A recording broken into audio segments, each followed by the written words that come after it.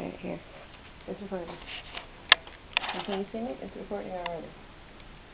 Hello, how are you doing? This is the Fat Medical Student. Alright, so I'm going to try to jam-pack a great update into, like, my 9 minutes. So today is March 19th, 2010. So it's been 108 days since my surgery. If you press that button, did it start recording? No. Okay. It's been 108 days since my surgery, so that makes me about 15 and a half weeks post-op. My starting weight was 302, and now I'm 227, so I'm down 75 pounds exactly, and I'm 5'9", so you guys can figure out my BI. So I have like a lot of shout-outs because I spent all day today listening at you guys' video. I'd like to give a shout-out to my own Lighthouse. Congratulations on your surgery. You look great. Alright, so I'm going to go through all of my stuff. So I wanted to talk about goals. So a gastric change in me, so that's shout out number 2. She had some really good goals, like being able to sit on the chair and her sizes or whatever, so I decided to make my own goal. I want to walk in as a clerk on the day that I do my start being a clerk on May 10th.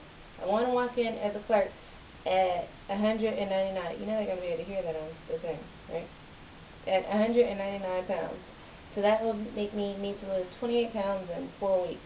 So I think that I can do that. My second goal is to organize my clothes and my life. So Angie 2SM, she like went through her closet and pulled out all of her different clothes and different sizes.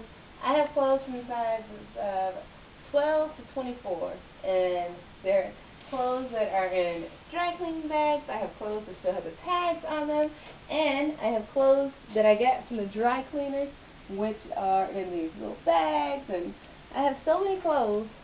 Most of them inevitably don't fit at whatever time. Don't know when they fit, when they're not going to fit, but by May 10th I would like my clothing to be organized. So that would be nice. So why less of a change? I stopped going to school, like, because we can watch our classes on iTunes or whatever. So I stopped going to school, and so that means that I stopped walking to school, because every day I would go to school, I have to walk to school like 20 minutes, then walk to school back, so that would automatically be 40 minutes of exercise a day. So Real Me Standing Up talked about how hard it was to go and make yourself exercise. And I live in a great apartment that has a gym downstairs, so there's really no reason for me not to be exercising. So gonna start hitting the gym, gonna start exercising. What has changed, I still maintain that my scent has changed. My sweat has changed. The smell of my blood has changed. Like, I wear more deodorant, I brush my teeth more often. I feel like my skin has changed. So I don't know if that's because of the vitamins or something, or is it the ketosis, but I feel like when I smell myself, I have a different smell. Take it how you will. When I was little, I never used to drink Kool-Aid.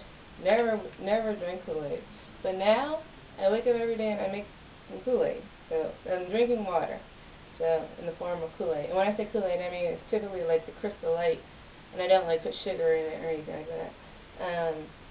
So, my vitamins, I was doing really good about my vitamins, but when I stopped going to school, I stopped taking the Prevacid and the B12 because, you know, they have to melt in your mouth, and can't eat, can't drink with it because they have to melt in your mouth. So I haven't been doing great about that, but I'm going to try to be better about taking the Prevacid because I don't want to end up with a stomach ulcer. And the iron. I wasn't taking the iron, but now I have diligently started taking the iron because at nighttime I take a Simply Sleep, the Tylenol Simply Sleep or whatever, and with my iron and my gallbladder pill, my Ursul Dial or whatever, and I go straight to sleep. And so whenever I take the Simply Sleep, I take the iron, so I've been taking my iron every day. Now, about eating. So, tough dry chicken. So I had gotten to the point where I thought I could eat anything, and I thought, oh, I can eat anything. Chicken, if it's not cut up, I still really can't eat it. I have vomited twice in the last week off of some chicken, so I still have to cut up my chicken, because if it's too dry or too tough, my stomach won't be able to get it down. Alright, and alcohol. So I have been drinking.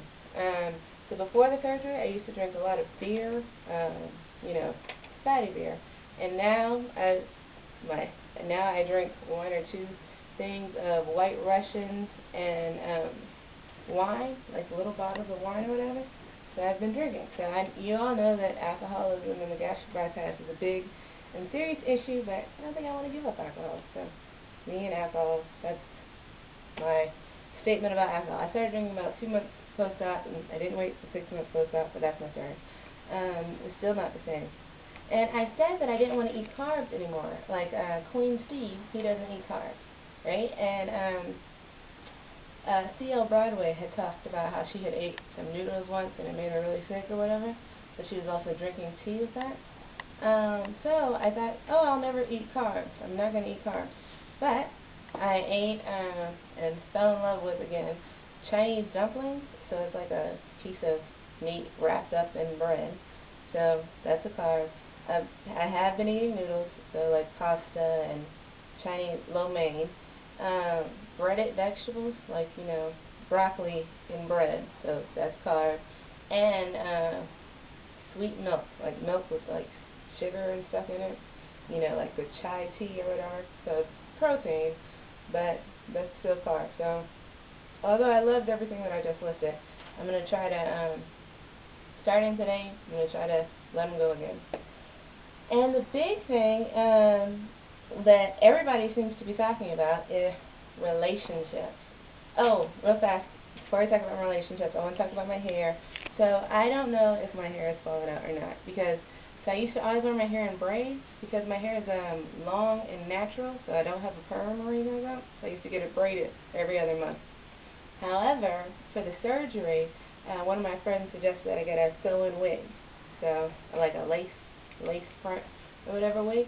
So I got the sew-in wig, and I've been having those, so I've been getting them done once a month or whatever, so I haven't really seen my hair. But I'm considering going to get a wash and press tomorrow, so I'll let you know. But I have no idea if my hair is falling out or not, but like around the edges it looks a little dry, and I don't know. So in the next video I'll let you know about my hair. So about relationships, okay? So I'm single, I'm not married, I have no children, and so Allison Ticino was talking about relationships and dating and, after the gastric bypass, and her line was that after the gastric bypass, it made it easier for her to deal with things that she should have done a long time ago. Well, I've noticed that after the gastric bypass, I've been more open about my relationships, like more honest about them instead of like, oh, it's been a secret, or, this is a secret, that's a secret. I've tried to make everything open and out there, so by being honest with everybody else, it makes you be honest with yourself, and therefore it really has forced me to deal with things that I should have done a long time ago. So that's been good. However, in the last week, I've been wearing dresses from Target. So I go to Target. One of my besties took me to Target to buy dresses, and I fell in love with them. And so I have like 5 beautiful dresses from Target. So I've been wearing them out on the scene or whatever, and I got picked up by 2 different guys. Make a long story short, 2 different guys' girlfriends called my house.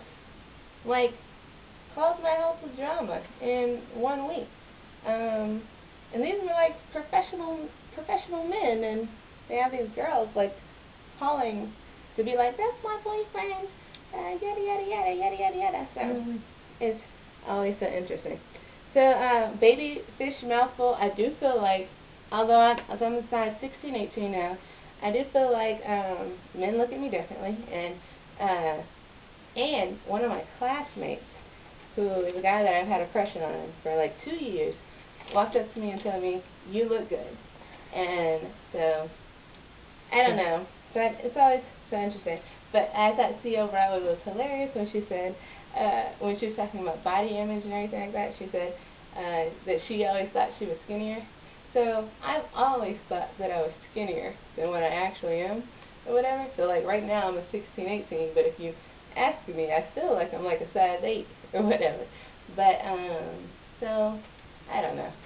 It's always so funny. Oh, and So, massage goddess said that I would lose weight and that I wouldn't be hot all the time. Well, I'm still hot all the time. I'm sweating as we speak. I still have my hot flashes, and I don't know what's going on. I don't have PCOS, but it's like, really? Come on. But, alright, I love you guys, and thank you guys for being so patient with me. Shout out to Sean Kilpatrick. I can't believe you allowed other people to watch you get weighed. Would never happen. And, alright. Talk to you guys later. Bye. Thank you.